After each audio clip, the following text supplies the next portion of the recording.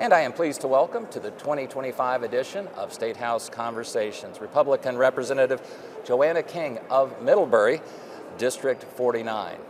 And because I'm fascinated by the human beings behind the titles here in the State House, not only are you a representative from District 49, but you, entrepreneur, you are the JoJo behind JoJo's Pretzels. That's and right. And there might be a few Hoosiers who've on occasion opened a package or two and eaten some pretzels. So part of the food caucus here in the General Assembly.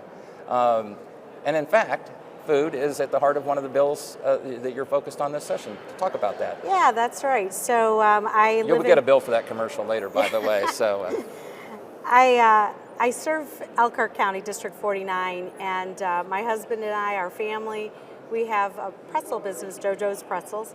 But more importantly, I've been hearing from food truck vendors, especially during the pandemic, some of the challenges that they've had in doing their mobile business. So different from a brick and mortar restaurant that stays in one location and the health department comes to them, we now have mobile units, and especially in the last couple of years, that have really become a viable industry here in Indiana, where they're taking their food trucks to where the events are, where people are at.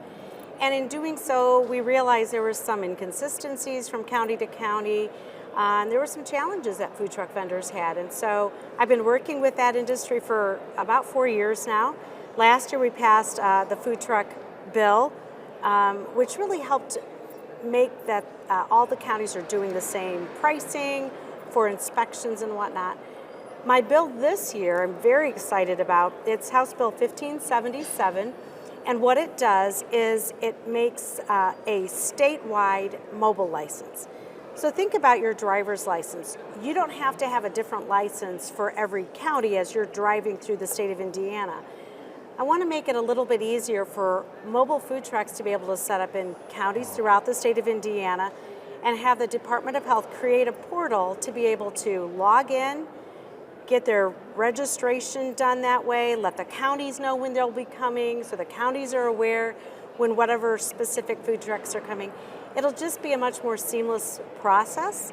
And so we'll see. We've got a lot of support. We've got a lot of food vendors that have been waiting for this legislation. And since it has a fiscal, we had to wait until this year to do it. So very excited. The idea now is if I'm a food truck operator and there's the county line right there in front of us, and I see that festival that's coming up this weekend, I got to jump through hoops now to go and set up shop there. Sure. But if I have a statewide system, well, I go right over. You'll have that portal to be able to do communication so much easier.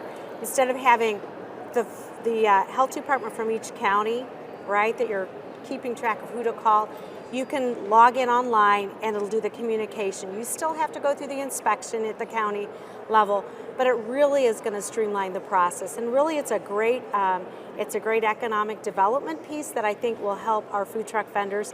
And let's be honest, it's going to help every Hoosier in the state of Indiana be able to get their favorite pretzel or corn dog or whatever, because it makes those mobile food restaurants really be able to travel and be able to bring their food to the masses. I guess you could say you don't want food vendors to be twisted up in knots like a pretzel. Well, I didn't say that, but you know what? I hope you use that in committee. You don't even need to credit me. But So food, and the flip side of food is health. I mean, I look at my midsection, a lot of Hoosiers, we like pretzels and other things we eat, and you're focused though on another part of the equation, which is health. Talk about that. Yeah, so each year each House member has a 10 bill list.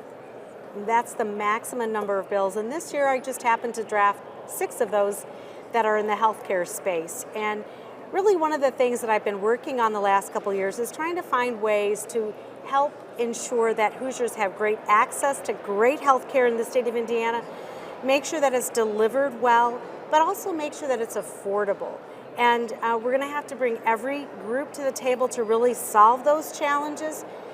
Indiana we do well on low taxes and bringing businesses to our state, but we have some challenges when it comes to our healthcare costs. If you're highest in the nation, that's not good. We're not there, but we're 8th highest in the nation, and I think we can do better than that. Is it a matter of sort of, you got to start somewhere to get people healthier and maybe that'll bring down cost eventually, or are there some things that can be done this session that sort of or a bit of a safety valve that on some of that building pressure financially?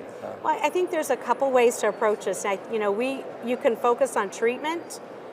I think a better approach is really focusing on that beginning piece, that education piece, letting people know what the risks are for smoking and the other decisions that we as Hoosiers get to make, but educating them on those things. Sugar is a huge issue in America.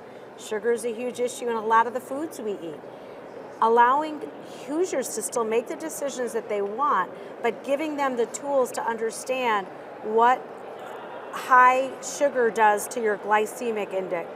All of those things are part of really solving those challenges that we see in healthcare. Prevention, I think doing more, one of the bills that just passed out of committee yesterday, House Bill 1299, which is a breast cancer research bill that I authored, doing a little bit more research so that we can help women not have to go to the treatment, very expensive and life-threatening. When they get diagnosis that is stage 4, that's not a good diagnosis. How can we affect change by doing more studies up front to find the answers that we need to solve some of those healthcare challenges? It's going to take both. We have to focus on helping Hoosiers that need the help, but we also need to do a better job at some of the preventative things. And those are the things I'm focusing on this session, along with Chairman Barrett, the rest of the Healthcare Committee. We're laser focused on making sure that we bring the hospitals and the doctors and the insurance industry, bring them all to the table. They're smart people. They can help us solve this. But this is an issue that will affect every Hoosier, and that's why it's so critical. Well, I think it's safe to say health is front and center for all of us, Absolutely. or should be. Absolutely. And that's why Joana King, or should I say JoJo? I know that's what your mother called That you, so is. I hope Yep, I'm not that's all right. offending her memory by calling you her name. But of Middlebury, Indiana, District 49, State Rep Republican, thank you for taking time to talk about some of the issues that Sure. are near and dear to you, and I applaud your commitment to the state of Indiana and to public service. Much appreciated. Greatest state to live in. Thank you so much. Thank you. Mm-hmm.